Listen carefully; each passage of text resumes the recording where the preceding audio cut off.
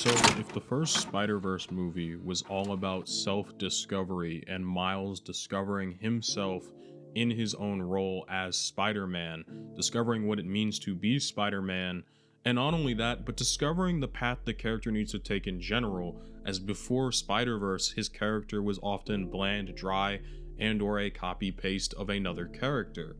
So if that was what the first movie was about, then its sequel, Across the Spider-Verse, is all about challenging Miles as Spider-Man, challenging his resolve and challenging the fact that is he really comfortable with what he's doing? Can he balance actually being Spider-Man and being Miles Morales? And not only does it do that incredibly well, it also builds upon the side characters that we got to know in Into the Spider-Verse, specifically Gwen and Miles' parents. And that's what I want to talk about today. Starting, of course, with our titular character, Miles. Now, Miles has really grown into his own since we saw him in Into the Spider-Verse. In fact, he is so comfortable being Spider-Man, it's almost routine for him. He's been doing this for about a year and a half almost, and he's kind of just got it down pat. He's got a new suit, and he's used to taking on villains of the week. He's so used to doing this, in fact, that he would rather answer text messages and daydream than focus on the new villain of the week. But in these daydream sequences, we sort of get a look into Miles' mind and how he's feeling about being Spider-Man, having to hide that fact from his family, having to deal with the fact that his only real friend that understands what he's going through isn't in his Earth, and even though he pretends like it's okay and everything is fine, it really isn't. But before we can go any deeper on that, Miles is once again brought back into having to deal with Spot, one of his villains of the week as he dubbed him, and he is so lazy in dealing with him, he decides to leave him webbed up, all in the events to get to class on time. Miles is struggling to balance his Spider-Man life and his school life heavily, as he is often not only late to classes, but skipping classes, much to the disappointment of his family, even though if they knew what he did, they probably wouldn't be disappointed. But all of that makes sense. I mean, I don't think I would tell my own family about the fact that I would be Spider-Man if I was, so I get where Miles is coming from, but I also get where his parents are coming from. They're worried about the fact that he doesn't come to school all the time on time, that he isn't doing the best in his grades, that he isn't doing what he's supposed to. And they even get worried when he expresses wanting to go to a different college far away from them. They're afraid of letting go of Miles and letting him be his own person, even though that's what he's trying to do. Now, mind you, Miles is trying to go to the Princeton University College simply because it's all about interdimensional travel. Miles is so dead set on seeing the only person who gets him in Gwen that he's willing to do anything to get there. Even brush off what he believes to be a lackluster villain who happens to kick his own butt in the events that he needs to do something more important to him. But with the Spot dealt with, Miles as Spider-Man has to deal with the fallout that his father is upset with him as a regular person. Miles has two different relationships with his dad, and it's very unique. He has one where he is almost an equal with him in the Spider-Man costume, but one where he is still his son when he's outside of the costume. And for Miles, this is sort of his way of trying to get his dad to back off of him, trying to explain to his dad that maybe he should simply just let Miles spread his wings and be who he's going to be, even if that means skipping a few classes and things of that nature.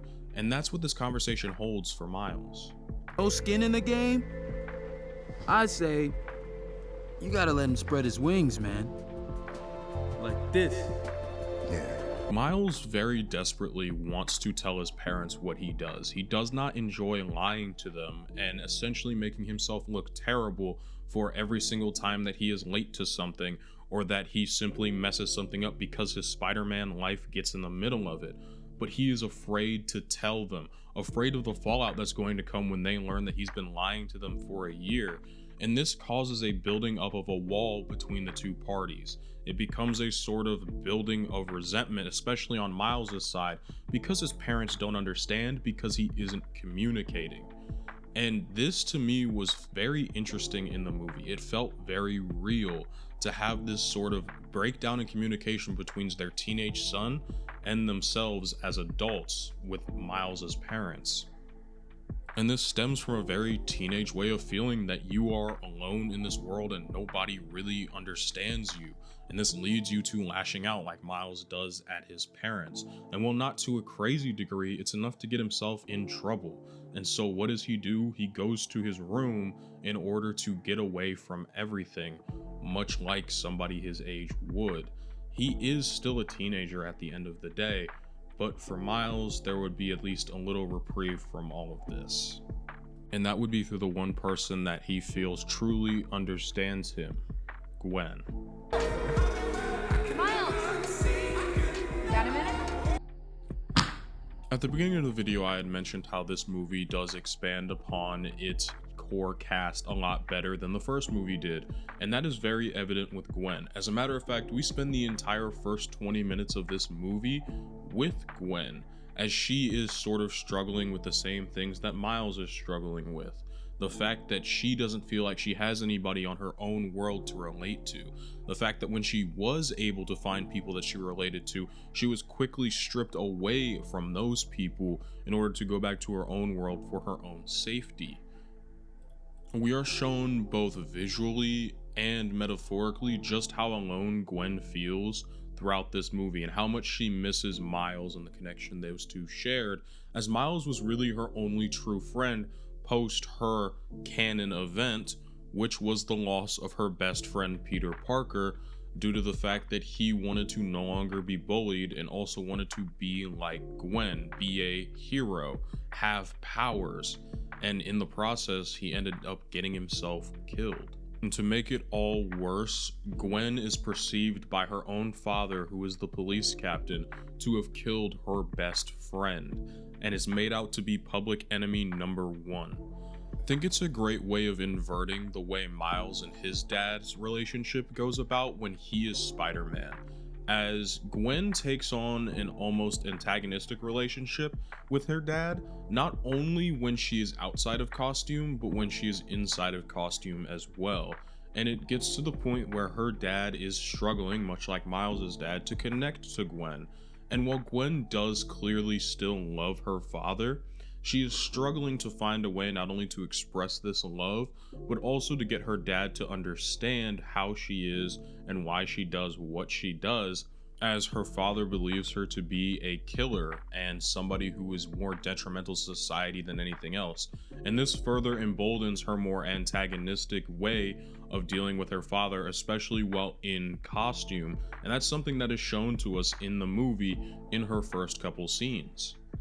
And when Gwen does eventually get inside the museum to deal with another one of her villains of the week, she finds that he not only is not from this Earth or this dimension, but that this version of Vulture is being hunted by what looks like an extremely predatory version of Spider-Man from a separate dimension. But not only a separate Spider-Man, two separate Spider-Men, one Spider-Man and one Spider-Woman, that being Jessica Drew. And now this starts to lead Gwen to the simple question of who are these two people and where do they come from? And of course, how did they get to her Earth so easily and what looked like under control? But those questions will have to wait, as Gwen has to face something far worse than any villain of the week she could possibly fight, any trial she's had before, and that's simply having to deal with her father, who still wants to take her to prison and arrest her for allegedly killing her best friend. And Gwen is backed into a corner. She is exhausted from fighting Vulture. She's exhausted from saving people. And so she decides to do the one thing that she's wanted to for so long. And she reveals her identity to her father, hoping that he would understand, hoping that he would stop hunting her. Thought about telling you, but you can see why I didn't want to. You can see why I didn't want to tell you. I didn't murder Peter. I didn't know it was him. I didn't have a choice. How long have you been lying to me? But all Captain Stacy can see is the fact that not only his daughter was lying to him for multiple years at this point, but that she is a vigilante, and while she may or may not have murdered her best friend, she still has been breaking the law constantly, a law that he works so hard to uphold. So when Miguel does end up giving her an out by deciding to initiate her into his spider society, Gwen almost takes it immediately. The way this looks in hindsight is as Miguel preying on another vulnerable spider person who just had one of their worst possible events happen in their life and is giving them an escape in order to not have to deal with what's going on. And of course, Gwen decides to take this. And that pretty much gets us caught up with Gwen, and I think it was important to talk about that section so we get some perspective for the way she acts when she sees Miles for the first time in over a year. She is extremely excited to see Miles once again, and even does a little bit of invasion of privacy just to see that he missed her just as much, which for her is definitely gratifying and for Miles a little embarrassing.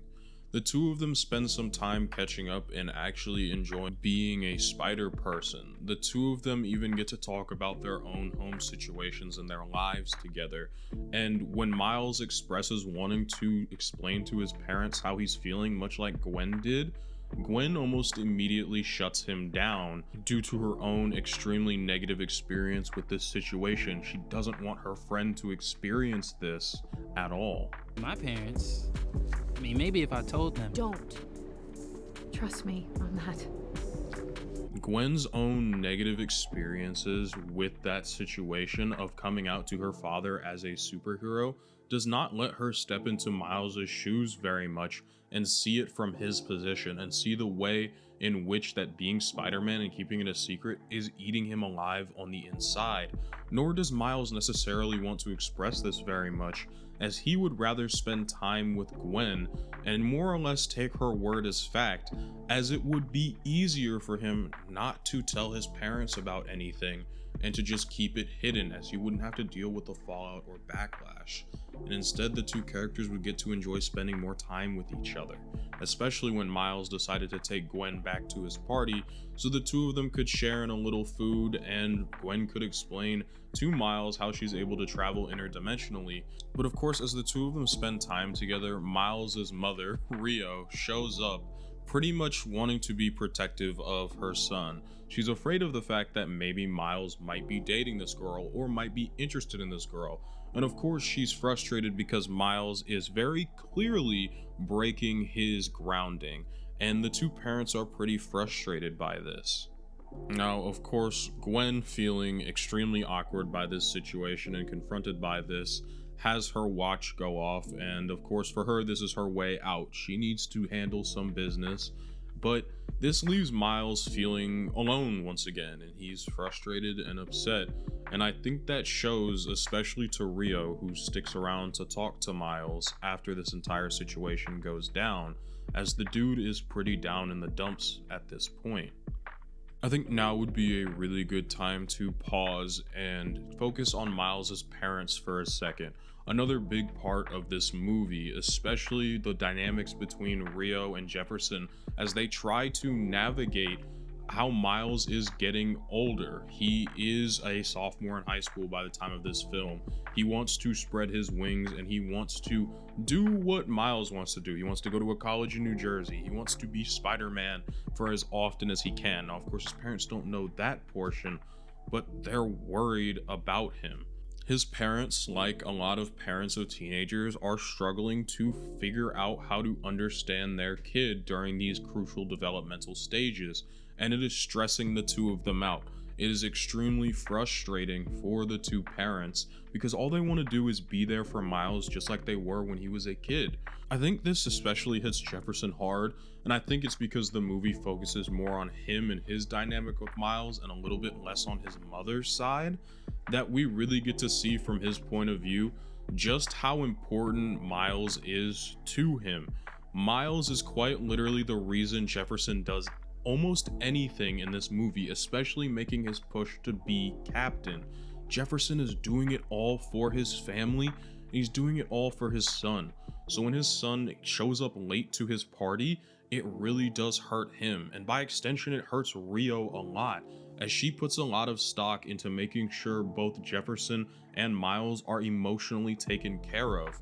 And so even when Miles does get grounded, she manages to talk Jefferson into talking with Miles to understand each other, but that unfortunately falls apart. So Rio realizes she has to take it upon herself to reach out and make that connection with Miles, to try and understand why he's feeling the way he does and how she could best help him. And she figures that would be through a real and honest discussion.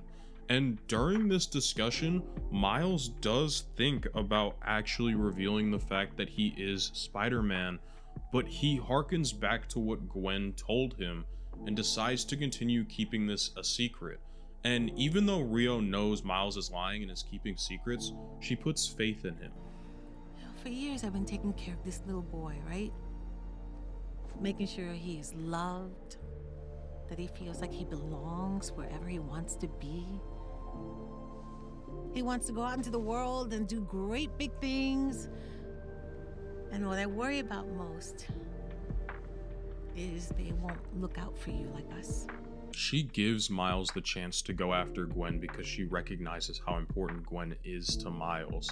And I think that is a really great moment for the two characters. Now, unfortunately for Rio and for Miles, Gwen wasn't just there to pay Miles a visit. She was there on Spider Society duty. She was there to track down a miscreant named Spot. But to Miles, this seems almost like a miniature betrayal. He thought that Gwen was really coming to see him, not coming because she had business with another group of spider people that he is being gatekept from, despite being the original Spider-Man who saved the multiverse from these interdimensional threats by stopping the Collider. And when Miles does get the opportunity to follow Gwen into this portal, even though he knows that it will do damage to himself, he follows in after her because he misses his friend that badly. He so desperately wants to be with people who are just like him and to feel validated as being a Spider-Man with somebody who shares his experiences, the same ones that he's having. But when Miles does arrive on the other Earth, he finds that unfortunately Spot has pretty much gotten what he wanted already, and no matter what he tries to do, he's unable to help. Even when he tries to use his brand new bioelectricity powers, Miles is truly struggling with understanding how they work. And unfortunately for him, but fortunately for the rest of them, we are introduced to Hobie, who is, in my opinion, one of the best characters in this movie, despite having a minor role in it. He is very important later. But with Spot activating another collider and essentially becoming more powerful than he was before, gaining even more spots, he starts to wreak havoc on Mumbai's New York, which is the land of the Indian Spider-Man. And while this is happening, Miles' first instincts, of course, are to not only get away from the Spot, but to save everybody as quickly as possible, as he feels responsible for this happening. Had he simply taken care of Spot the way he was supposed to earlier, none of this would have happened. So part of him feels responsible for this, and so he truly does push himself to save as many people as possible, as that's the Spider-Man way, at least in Miles' mind. And he goes so far as to put himself in extreme danger and break the canon. And of course, the second Miles is in any sort of danger, Gwen is the first person to jump in and try and help him. Now, this movie has a few different versions. The one I'm watching has the scene where Gwen, when she goes up to save Miles, she is saying no, no, no, as though she is afraid she is going to lose one of her best friends again. Some versions of this movie did not have this. I remember when I first watched it in theaters, it didn't, but I think it's worth noting that my interpretation of the movie might be slightly different due to certain scenes being altered, and as there are about 4 or 5 different versions of this movie floating around. But getting back on track, when Miles does save the police captain of this universe, we seem to seemingly see a canon break as the world starts to be engulfed by what looks like gigantic black spots, much like from the villain's spot. And that's when we see the Spider Society once again come into play to sort of clean up the mess and contain this dimensional rift that has opened. And then Miles has to face the music as he's going to be taken to see Miguel O'Hara.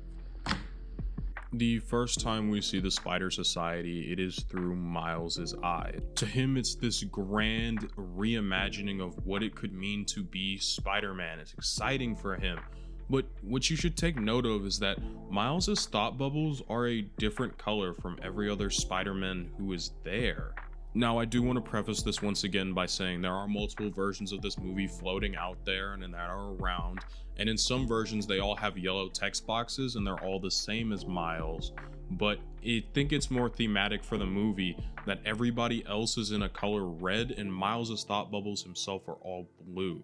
He is almost like an outsider even in this Spider Society.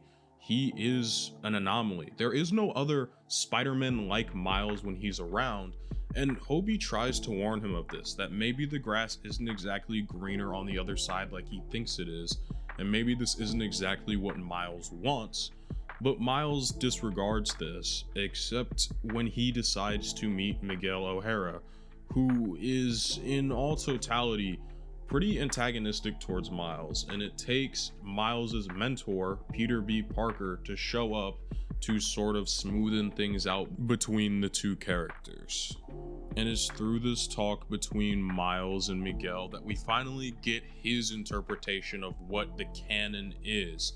Different events that connect each and every Spider-Man to each other that makes their lives possible as heroes.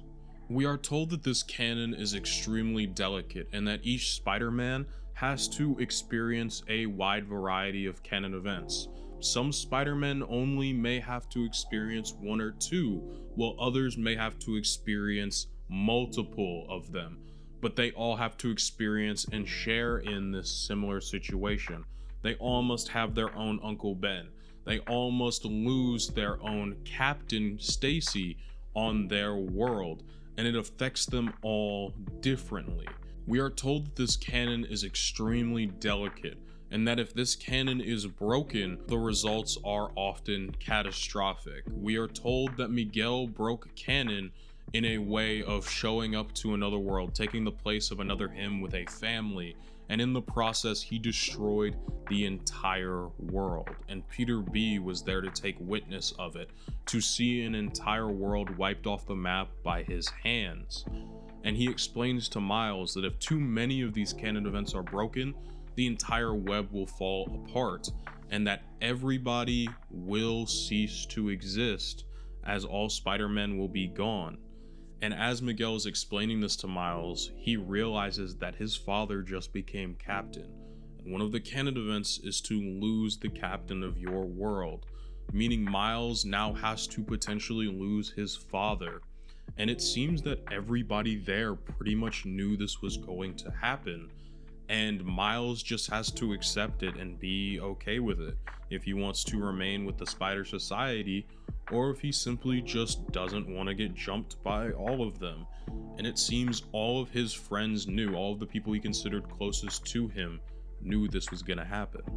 Miles is understandably and justifiably angry. He is upset. He has been told and been built upon this belief that being Spider-Man means saving everyone you possibly can in any sort amount of way, no matter what the consequences are. He believes in saving lives above all else. But to be surrounded by a bunch of Spider-Men who don't believe in this, it hurts Miles. Prevention or something? We know it's hard. But it's the truth, Miles. Is that why you're here? To let me down easy? Worked last time, why not run it back, huh? Hey, hold on. You were right, Gwen. You should have never come to see me. Kid, look. And when Miles doesn't just agree to take the cannon lying down, he is assaulted by the Spider Society, and thankfully with some help from Hobie, he is able to escape their little pre-planned trap and decides to run. He needs to figure out how he is going to escape, and while he is falling hundreds of stories down from the very top of the Spider Society, unable to save himself, being hunted by Miguel, Gwen shoots a lifeline at him. She wants to try and keep him safe, but Miles severs it. It is almost not only an emotional severing of their friendship, but a physical one. And even when Peter B tries to reach out, Miles explains to him why he is so hurt by all of this. He's frustrated nobody came to see him, nobody came to warn him about any of this. I wanted to be with you guys so badly. All Miles ever really wanted was a group of people that truly understood him and would understand where he's coming from as a Spider-Man. And unfortunately, he thought he had found this place. He thought he had found these friends that would understand him, but they truly did not. As a matter of fact, they practically sold him out. When Miles is on the train trying to escape from the rest of the Spider Society, it is revealed to not only him but the audience that he is an anomaly. This was hinted at throughout the beginning of the movie and the earlier parts, because he's the only Miles Morales in the Spider Society's area. He's the only Miles there because he wasn't meant to be Spider-Man according to Miguel. And to make it all worse, every single one of the people Miles considered friends knew about this. You all knew? I didn't know how to tell you. That's why you never came to see me. Spider Miles was bitten with was not from his Earth. It was taken from Earth 42. It was never meant for Miles, this version of Miles anyways. And it is apparently led to the death of his Peter Parker. Anything and everything that isn't perfect with his universe is leaning on the fact that he got bit with that spider. That's how Miguel sees it. But Miles doesn't see it that way. Miles firmly believes that he is Spider-Man. That was the whole arc. That was the whole goal of the last movie. And all of that is being put to the test in this movie. That was the point of this movie, to put to the test whether or not Miles could actually be that Spider-Man. And he proves that he is and he can. And he makes a desperate attempt to go home, which ends up being successful despite Miguel trying to get to him. But even though Miles succeeded, the fallout from this event is nuclear.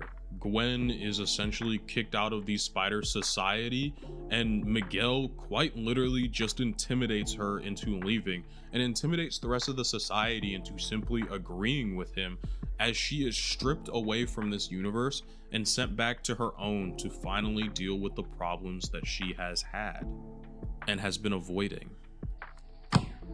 Gwen is violently and quickly thrust back into her world by Miguel. She is sent there to deal with the problems she has finally been avoiding for the past few months. Shunned by her brand new family, she's forced to go back to her old one, only to find that she left her father in complete disarray. He is losing weight, he isn't sleeping properly, he isn't eating, and he is constantly feeling terrible in self-loathing for the way he treated Gwen. He is at a conflicting ideology between his need to be a cop and his need to be Gwen's father. He is struggling to find that middle ground, and Gwen is struggling to try to explain to him how badly she needs to be Spider-Woman and how badly she needs to be who she is. I'm completely on my own. And now I don't even know what the right thing is anymore. I don't know what I'm supposed to do. Gwen by this point is completely lost. She's just ready to give up, to be arrested by her father, but Captain Stacy can't arrest her because he's not a captain anymore. He realizes that being a captain was highly important to him, but it isn't more important than being a father to his daughter, his only daughter, the only person he has in his life left. And he would rather fight to have her there, to love her and to accept her as she is, then to lose out on that. And I think it is a beautiful moment between these two characters, something this movie truly excels at, which is the interpersonal relationship between these characters. And as one last parting gift, Hobie comes in clutch once again, assembling a nice little watch for Gwen to wear in order to travel the multiverse and to help the one friend that needs it the most. And while Gwen has been able to find peace and mend fences with her father, Miles isn't having such a great time. When he gets back to his Earth, he is completely out of it. He is scared, he is afraid, he is hurting, and he is exhausted. And this is causing him to hallucinate. He is starting to question whether or not he truly is able to be the Spider-Man he believes himself to be. And he is struggling to figure out who he is. But there's one thing that this Miles knows, and that's important to him, is that he needs to be honest and upfront with his parents.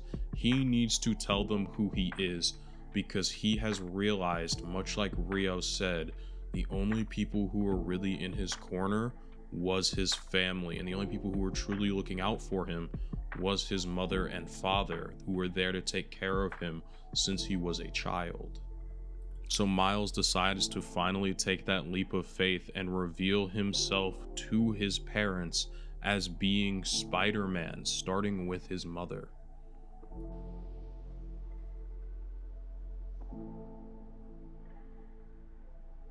Who's Spider-Man?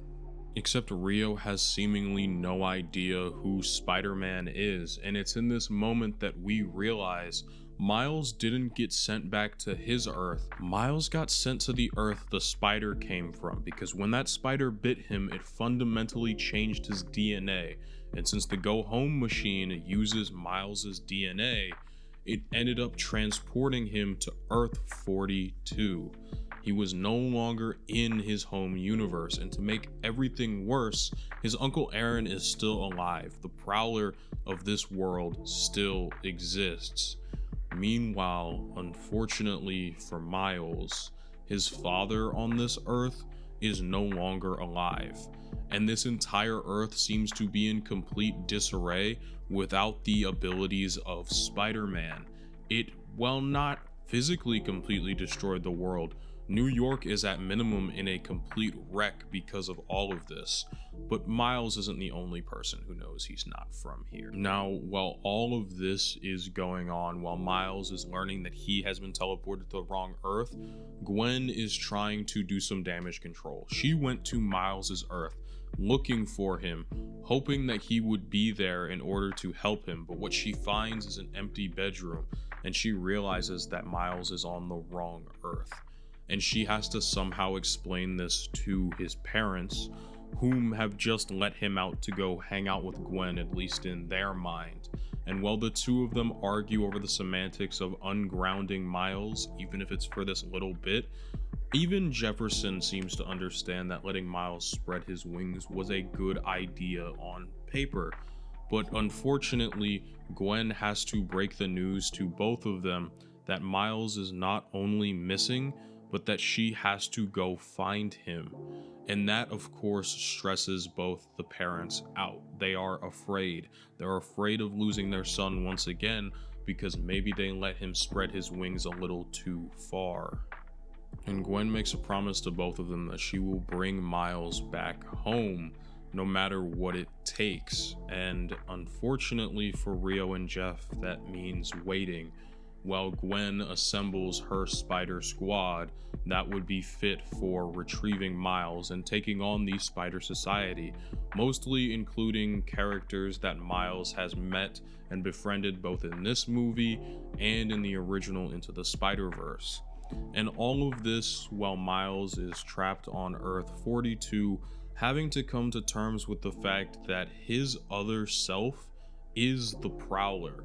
Miles's Earth 42 variant happens to be his worst enemy and his biggest failure in his mind from his own Earth. But Miles seems to take this in stride, and the last scene of him that we see in the movie, which is important in my mind, is that he seems ready to take on what comes next. And that's it. That is quite literally all she wrote. That is the end of the movie, because the third movie is on the way, and I am eagerly waiting to see how Miles's character arc finishes, especially with the first movie establishing his character not only in animation but in comic books and other sources of media as the best, most pinnacle example of Miles. And I think that was amazing, especially when they chose to tell the story of coming into your own as a hero. And I think this movie was really challenging Miles from being a hero. We know he's established as a hero. We know he believes in himself as being one. But now we're challenging him and putting that belief to the test. We're challenging him emotionally with his parents. We're challenging him physically with the Spider Society, with losing his friends mentally. It is not easy for his character. But this movie also expounds on side characters that deserved a lot more from the first movie, such as Gwen, such as Miles's parents. And I have an entire video covering Gwen if you guys would like to go watch that. I posted that a few months ago. That's why I kept Gwen's analysis parts far more brief, especially in this video, as it's running long enough as it is. And to be wholeheartedly honest with you guys, I love this movie so much, but I have my problems with it. And I'm assuming a lot of these problems will be answered when the third movie comes out, as when I had originally planned to cover this, the third movie was still coming out in 2024. It was supposed to come out this year, but unfortunately, due to real life circumstances, due to the crunch that was put under the artists who were making this movie, due to the writer's strike that happened last year, we won't be seeing this movie until probably sometime in mid to late 2025. And I think that's okay. I want them to truly cook with this next movie. I want them to theory craft. I want them to make the best movie possible. Especially because I don't think the way Miguel thinks canon events work is the truth. I hope that's the truth, because technically Miles existing in his universe breaks canon, and technically Earth 42's Miles not getting the spider breaks canon. Gwen's father not becoming police chief captain breaks canon. And the way in which we saw Miguel's entire Earth sort of dissipate and disappear and be destroyed when he visited another Earth is far and away not the same as when Spot was destroying New York, Mumbai in Spider-Man from India's world. So, you know, just take what I say at this part with a grain of salt. I tried to keep it out of the real analysis of the characters, as this is more of my just pure opinion. Anyways, you guys have been watching this video long enough. I don't think you guys want another 40-minute analysis.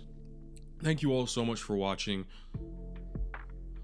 I just want to take a second to thank you all again over here on YouTube.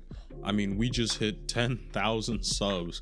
We 10x'd our sub count in literally 1 month, and to me that is absolutely crazy. It's insane, and just thank you guys so much for this opportunity. It is truly amazing. I hope you all really enjoy this video. If you like my content, leave me a like. If you dislike my content, you know, leave a dislike, and please let me know in the comments, you know, what am I doing wrong and what could I have done better.